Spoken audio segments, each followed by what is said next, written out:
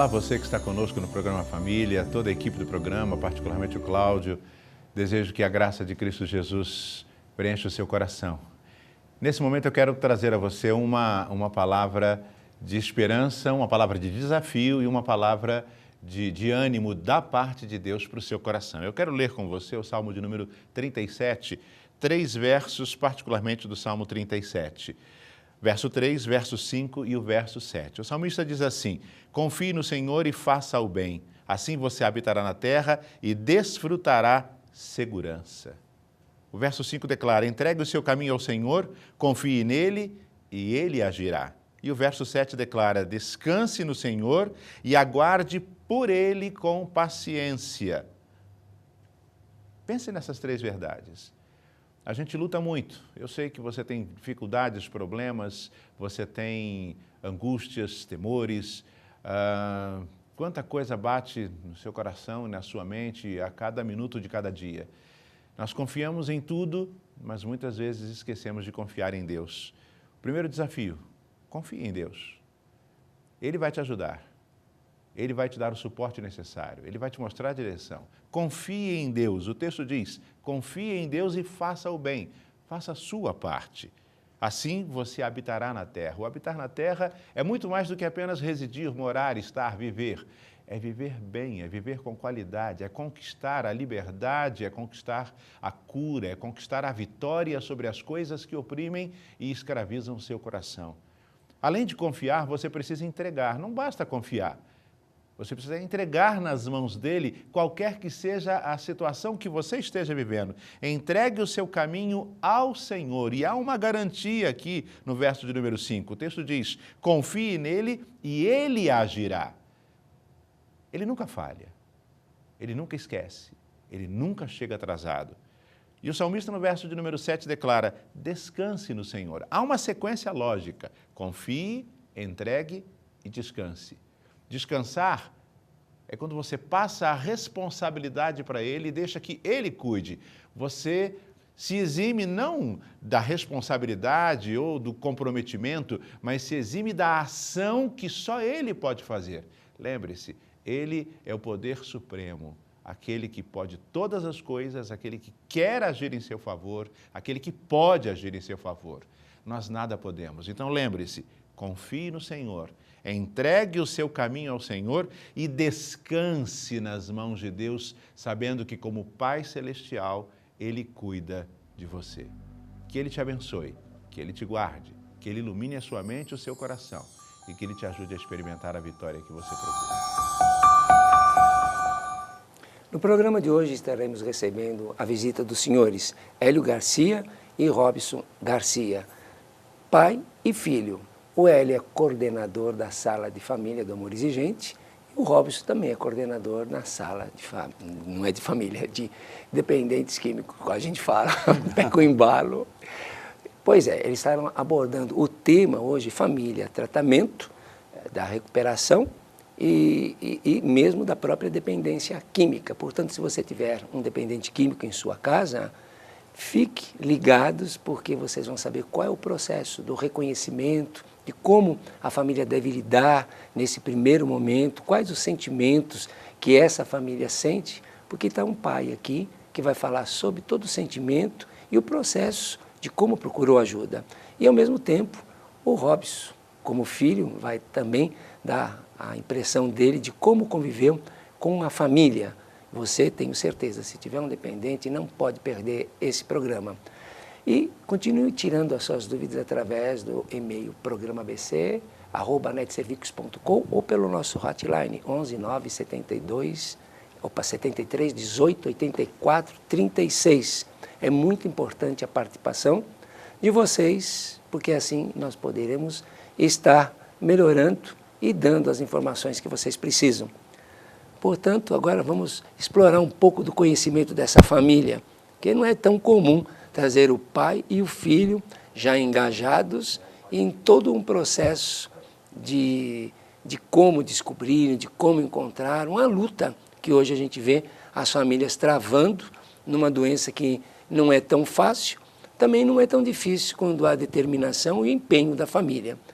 Então eu vou começar perguntando ao pai, né? como você percebeu, se é que percebeu, como que deu assim essa coisa da convivência com o seu filho e de ter sentido, meu filho é um usuário, está precisando de ajuda, como era a vivência dessa família? Cláudio, de todas as etapas que envolvem até hoje a nossa convivência com esse processo de recuperação, essa fase, sem dúvida alguma, foi a mais difícil, foi a mais complicada, sobretudo porque, como pai e como família, nós tivemos aquela situação da negação. Tudo acontecia, mas eu acreditava isso daí é um comportamento de jovem, eu acreditava isso é um comportamento casual. Tive sérios problemas com a Valquíria, minha esposa, dizendo que ela, enfim, estava inventando situações, ou seja, é aquela história, enquanto você está na escuridão, você não consegue valorizar o benefício de estar, né, com os olhos abertos, né? Então, para nós foi uma fase muito difícil, eu relutei muito, não admitia essa ideia de que pudesse estar acontecendo isso dentro da minha casa. E no caso, sua esposa, Valquíria, ela percebeu, ela foi a primeira a colocar alguma coisa de que o Robson estava fazendo uso? Não foi propriamente nesse sentido. A Valquíria, ela tinha um olhar assim mais, até porque ela tinha uma convivência muito mais permanente do que eu, porque eu, pela minha atividade, eu ficava alguns tempos fora, viajava muito, né? Então a Valquíria tinha uma convivência maior com ele. Então, obviamente que a Valquíria assistia e vivia aquele problema, convivia com aquilo mais tempo do que eu, né? Eu diria que a descoberta realmente da situação toda se deu àquilo que a gente sabe hoje, ao descontrole do próprio usuário, né? Chegou a um descontrole tal, né, que começou a revelar sinais assim grotescos que realmente... Que não era coisa da adolescência. Exatamente. A Valquíria também partilhava dessa mesma ideia, coisa que passa, é da idade, é que o jovem faz. Exatamente isso daí. E com o tempo a gente foi vendo, fizemos várias tentativas, tratamentos. O Robson, enfim, ele tinha uma capacidade de me manobrar e manobrar a própria Valquíria que era fantástica, entendeu? Porque nós acreditávamos que aquilo era uma coisa de jovem, né? Eu vou até ir para a escola, e na escola me chamavam, lá na faculdade, me chamavam dizendo que ele não tinha um bom comportamento, a produção dele não era boa. Enfim, foram vários os sintomas, eu sempre achando que aquilo era uma coisa casual. Nasceu dentro dele também uma questão dele estar dentro da nossa empresa, né? Trabalhava com a gente, tinha um comportamento bastante, assim... irregular. Irregular, né? Eu me lembro que teve uma vez que a gente fez uma ampliação lá no escritório e falou, pai, eu preciso de uma sala só para mim, porque os funcionários me incomodam e tudo mais. Então, fizemos uma sala só para ele. Olha que coisa. Todos os outros funcionários permaneciam num grupo, que é a ideia geral, e ele tinha que ter uma sala ali só dele, porque ele não queria ser incomodado. E eu achava que aquilo era normal. E aí, Robson, como é que fica? Como é que foi esse processo? Em que momento você sentiu, se declarou para a família, preciso de ajuda, se é que aconteceu isso? Não, e aconteceu. Né? Primeiro, boa noite, Cláudio, né? Boa noite ao assinante da NET. Não teve em casa aquela... O meu pai falou assim, é a realidade. A minha capacidade de manipulação sempre foi muito grande com relação ao problema droga, né? Drogadicção. Eu sempre fui em casa uma pessoa e eu não podia transparecer pela nossa criação, convívio com família, nós sempre tivemos essa base de família. E eu, de maneira nenhuma, queria que isso transparecesse dentro da minha casa, a vida que eu tinha fora dela. Então, eu era uma pessoa totalmente desconhecida para os meus pais, do portão para fora. Era difícil de falar. Se chegassem para eles e falassem quem eu realmente era, dificilmente eles acreditariam. A primeira vez que nós falamos sobre droga, o problema droga em casa, eu não estava mais morando em casa, eu tinha, numa dessas minhas aventuras, tinha alugado um quarto. O problema acho que foi serviço, alguma maluquice que eu fiz aí, e aluguei um quarto, E numa dessas saídas, viagens do meu pai, eles foram viajar no final de semana, eu, como tinha a chave da casa deles, entrei lá e peguei um carro, o carro que era do meu pai, sem falar com ninguém, sem comunicar a ninguém, e utilizei o carro durante o fim de semana inteiro, até acabar o combustível. Na segunda-feira, eu quis trazer o carro de volta antes que eles chegassem. E na hora que eu consegui abastecer e estava trazendo o carro de volta, meu pai me encontrou no meio do caminho. Nós tivemos uma conversa muito séria naquele dia. E eu neguei por diversas vezes que tivesse algum problema, que fosse droga. Rodamos diversos lugares ali. No dia seguinte, eu cheguei em casa e abri, expus o jogo, né? Eu falei primeiro com ele, né? Eu falei, a realidade é essa, eu estou usando droga, eu tô em um nível de drogadição mais pesado do que você acha. E contei qual era a minha realidade na época. Minha mãe chegou, o negócio de droga em casa era assim tão absurdo, não dava para falar, que ela sentou, ela falou, filho, você está fumando maconha? E eu falei, não, mãe, eu estou vendendo crack. Ela sentou, ela desabou e chorou. Naquele dia eu voltei para minha casa, voltei para a casa dos meus pais. O que você quer, né, para se libertar? Eles não tinham como fazer ou como administrar aquilo, ninguém sabia. E eu vi ali uma chance de ouro.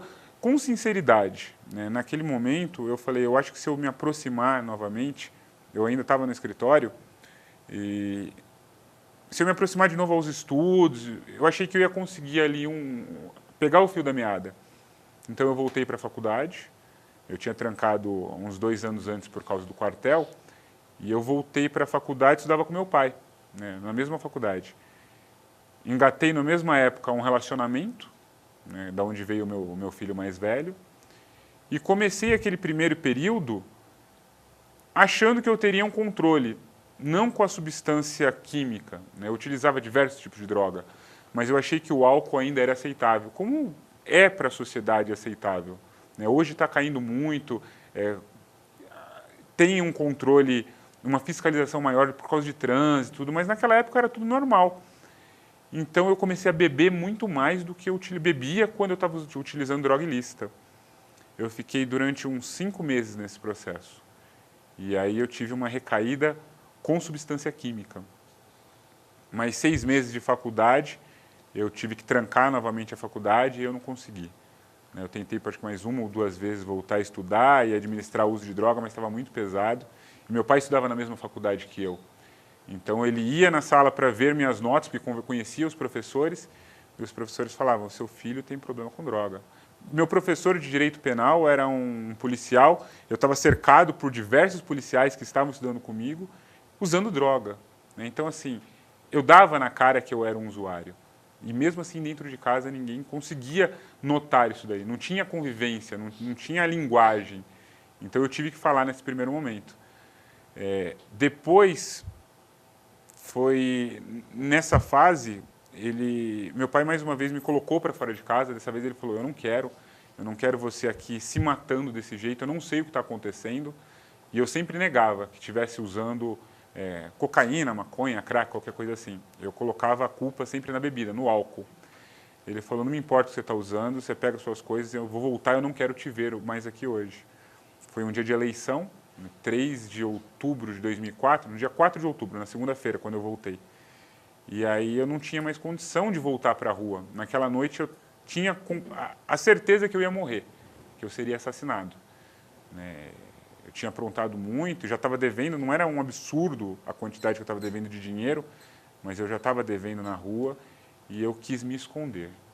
Eu procurei uma recuperação para me esconder do que eu vinha fazendo, né? Eu falei, não, eu estou de novo usando drogas, está muito mais sério, e procurem um lugar, procurem que eu vou. Então, a partir desse momento, minha família fez o que fosse possível, né, para tentar salvar a vida. Eu era o problema, né? Falar que eu era a vítima é muito difícil. Meu pai e minha mãe, eles eram as vítimas, né, passíveis daquilo que eu causava, né? Sofriam por amor e iam lutar por amor. eu era o problema. O senhor e a instituição, Cláudio Amâncio, eram a esperança de um tratamento, de uma solução. E eu estava ali como um problema que não sabia o que ia acontecer. Eu não sabia se eu ia para uma clínica religiosa, para um lugar onde eu teria que ficar orando, rezando, ajoelhando, não sabia. Se eu viria com tratamento psiquiátrico, com remédio, eu não conhecia 12 passos, eu não tinha essa informação.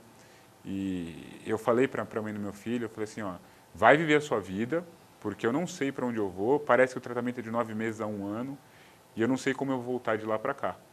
Né? E foi daí que tudo se desencadeou, começou essa trajetória que hoje fazem 8 anos e 6 meses. Maravilha. E como é que, no caso, o Hélio, você, quem conheceu o programa de tratamento da instituição? Cláudio, é mais um desses acontecimentos que a gente só pode acreditar a Deus. Né? A Valquíria, minha esposa, ela gostava de pintura, né? E ela fazia um curso e praticava isso numa igreja ali próximo de casa. E nesse momento que a gente estava lá com o caderninho, com o livro lá da assistência médica, procurando aonde poderia internar, a Valquíria se lembrou de uma conversa com essa amiga, né, lá da igreja, e foi aí que a gente chegou lá na instituição. Quer dizer, foi por indicação, foi por conhecimento de alguém que nós chegamos aqui. Né? E aí a coisa foi, como diz o Robson, a coisa ficou mais fácil. Mas chegando lá, foi por essa indicação. E aí vocês marcaram, foram fazer uma entrevista e foi sugerido que ele ficasse realmente. Isso, o processo foi bem assim, nós ligamos, foi um desespero, nós não tínhamos horário, não tinha previsão, não tinha possibilidade, isso era numa segunda-feira, não tinha possibilidade da gente ser atendido, mas no final do dia, já à noite, já abriu uma vaga lá, quase 9 horas da noite para a gente ser atendido, né? E aí fomos para lá, foi uma situação desesperadora. Quando nós chegamos lá na clínica e encontramos aquele ambiente totalmente diferente da minha perspectiva de vida, de tudo, uma coisa assim que na época eu achava que era uma coisa de louco, né? Aquele grupo, aquela situação, todo mundo falando sobre a questão da droga. Então, por sorte nós entramos, fomos atendidos, né? Houve assim um entendimento bastante claro sobre o que a gente tinha pela frente, apesar do pouco tempo ali da entrevista, e na sequência nós já encaminhamos para uma unidade que tinha na cidade de São Caetano e a gente já levou para internação, isso era 11 horas, meia-noite, já ficou internado já.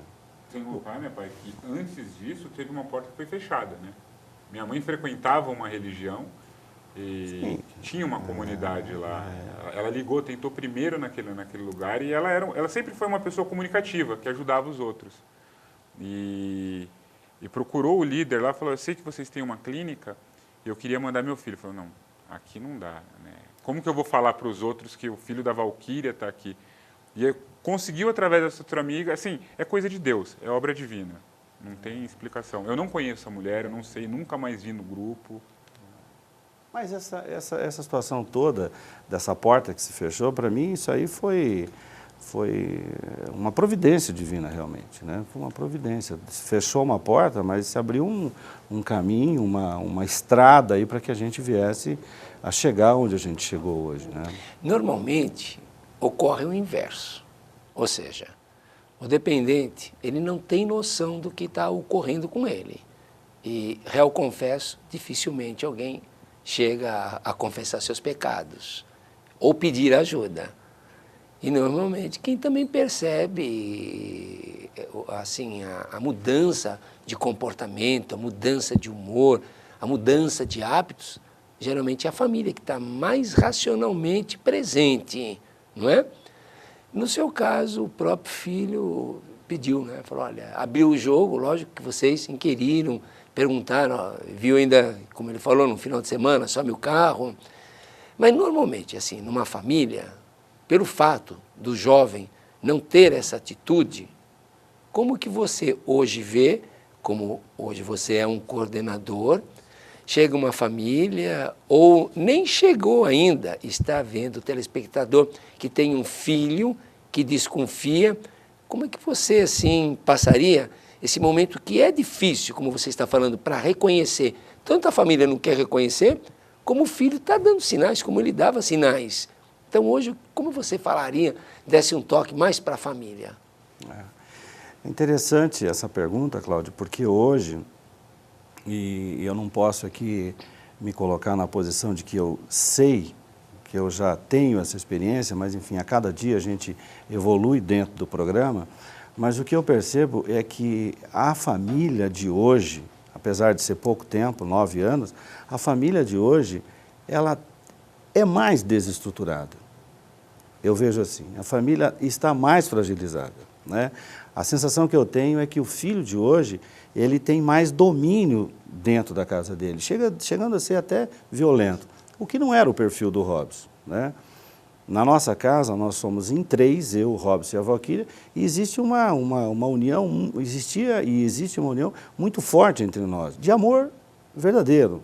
Eu nunca menti para o Robson, eu nunca menti para a Valquíria, e não estou aqui confessando uma honestidade suprema, não é nada disso. Mas, enfim, sempre confessei a eles dois o pleno amor que eu tenho e sinto por eles até hoje. Eu estou disposto a conviver do lado do Robson em recuperação a qualquer tempo. Eu digo para ele, eu tinha feito uma projeção para ele fazer uma faculdade de Direito e tudo mais, mas hoje, se ele permanecer limpo e estiver na rua catando lata, eu digo para ele, deixa que eu ajudo você a empurrar o carrinho, né? É questão de amor. E a Valquíria é uma pessoa que representa para mim os olhos, os braços e as pernas. Voltando para essa questão das famílias, o que eu vejo hoje é que a família, quando chega no nosso grupo, ela está absolutamente desunida. Até porque o adicto, ele tem esse perfil de desunir a família. Ele sempre procura aquela pessoa dentro da união que é mais fraco e ali ele se fortalece. E com isso ele consegue gradativamente fazer uma separação do casal. Pode até não ser uma separação de fato, mas pelo menos de união ali, de convivência, ele consegue fazer isso, né? Então, o que eu sugiro, o que eu vejo hoje é que se tente fazer com que o filho fique no lugar dele de filho, né? E que o pai tenha o direito, o pai e a mãe tenham o direito supremo, até por conta da própria constituição do que é uma família. Dentro de uma casa, quem tem que ter o controle da situação é o pai e a mãe. E o que eu vejo muito hoje, nas partilhas das famílias que recém chegam no grupo, é que não, eles não têm domínio, o garoto fala que vai sair, o garoto fala que vai fazer isso, a menina não sei o quê. Nós estamos vivendo um modernismo excessivo da família, Cláudio. Hoje pode tudo, né? Então isso aí desestabiliza essa relação, né? Eu dou graças a Deus de que dentro da minha casa essa desunião de força não houve. Até porque isso sempre foi uma questão que a gente pregou dentro da nossa casa. E o Robson sabe disso até hoje. Nós temos uma convivência tranquila desde que ele se comporte como filho, se coloque na posição dele como filho. Porque pai é pai. Eu tenho um pai de 84 anos de idade e quando eu vou lá ele me chama a atenção e eu tenho que aceitar. Não por uma questão de submissão, mas uma questão de respeito. É o que eu não vejo hoje com as famílias. Sem dúvida, é verdade. O respeito... com essa coisa dos filhos, ou ainda os pais quererem se aproximar muito, achar que tem que dar coisas que não tiveram, ou em detrimento a trabalharem fora, dar bens materiais porque a presença do afeto está ausente, tento compensar, eles se sentem mais culpados e abre muito, deixa assim, torna-se muito permissivo. E acabam potencializando o usuário, sendo facilitadores para uma situação e não olhando, não participando da vida, dos projetos, não trazendo o filho para si. Eu também vejo isso mesmo.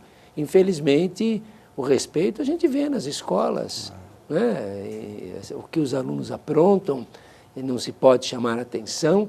Então, os tempos mudaram realmente, e não é tanto tempo assim para se mudar tanto. E assim, Robson, normalmente, quando vocês vêm para um programa, e como você disse, você até mencionou de início que ficaria um tempo ausente da sua companheira, do seu filho, e aí o tempo seu foi um tempo meio longo na recuperação. Como é que se deu esse tratamento? Você saiu, fez do teu jeito, Ou você escutava as pessoas, o programa? Como você lidou com o programa? Eu não cheguei pronto no programa, né? Na verdade, eu não sabia o que vinha pela frente. A grande maioria chega assim.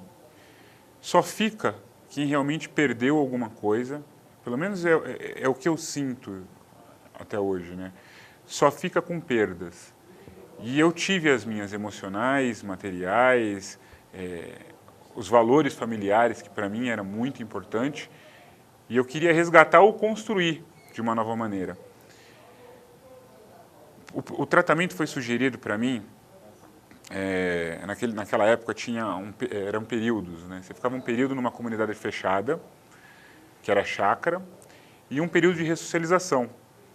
Eu fiquei 6 meses, de 6 a 7 meses na chácara, e completei o 9º mês na casa que tinha em São Caetano, onde podia sair para trabalhar. Minha família sempre foi muito presente. Minha família é muito presente até hoje. Então, o sair para trabalhar, depois do 7º mês, meu pai contratou mais 2 adictos. Ao invés de eu voltar para o meu emprego, que era no escritório onde nós montamos junto, ele contratou mais 2 adictos. Um sozinho é problema. 3 pode ser que dê certo. E deu certo. Então, nós acordávamos na mansão, né, em São Caetano, às 5 e pouco da manhã, íamos até Diadema, voltávamos juntos, pegávamos as últimas reuniões do dia, dormíamos lá e no outro dia voltávamos para trabalhar. Nesse período, eu voltei com a minha ex-esposa, né, com a mãe do meu filho, só que eu voltei de uma forma diferente. Ela não estava, acho que, pronta para recepcionar essa nova pessoa que tinha chegado, e eu também estava totalmente fora do eixo. Não é porque eu estava em abstinência, e eu reconheço isso hoje, que eu poderia ter as atitudes que eu tinha egocêntricas, né? Dono da razão, dono da verdade, dono do mundo. Eu não sou, né? Até hoje não dá para eu tomar algumas decisões sozinho, né? Tem decisão que eu penso em tomar, vem minha esposa, vem meus pais, e eu tenho que recuar. Então, naquela época, eu cheguei com uma arrogância muito grande. Porque eu estou limpo, porque eu estou quase 1 ano limpo. E eu vejo que isso acontece muito hoje. Hoje, com 6 meses, o cara quer trabalhar, quer ter dinheiro, quer ter carro, quer ter mulher, quer mandar a chave de casa. E comigo não foi assim, né? Foi tudo muito regrado. Para completar 1 ano, eu passei numa consulta, em 1 ano de abstinência, e o que foi me sugerido? Que eu voltasse para a comunidade. Eu fiquei 9 meses internado, fiquei acho que quase 30 dias fora, morando em casa, indo trabalhar e pegando as reuniões de noite. E perto de 30 dias eu estava num risco muito grande de voltar ao uso. Nesse começo de tratamento, eu vi muita gente recaindo, né, voltando ao uso e voltando de forma violenta. E aí eu me assustei. Eu não queria isso na minha vida. Então, eu buscava uma certa disputa. Eu falei, pô, o cara aguentou ficar 1 ano limpo. Se ele aguentou ficar 1 ano limpo, eu vou ficar 1 ano limpo também. Fulano recaiu com 3 anos. Se ele aguentou ficar 3 anos limpo, eu vou ficar 3 anos limpo também. Então, enquanto eu não me encontrei no programa, eu fui mantendo a minha abstinência muitas vezes por forma de disputa. Só a gente vai ter que dar uma pausa para um breve intervalinho e a gente já volta já. 1 minutinho.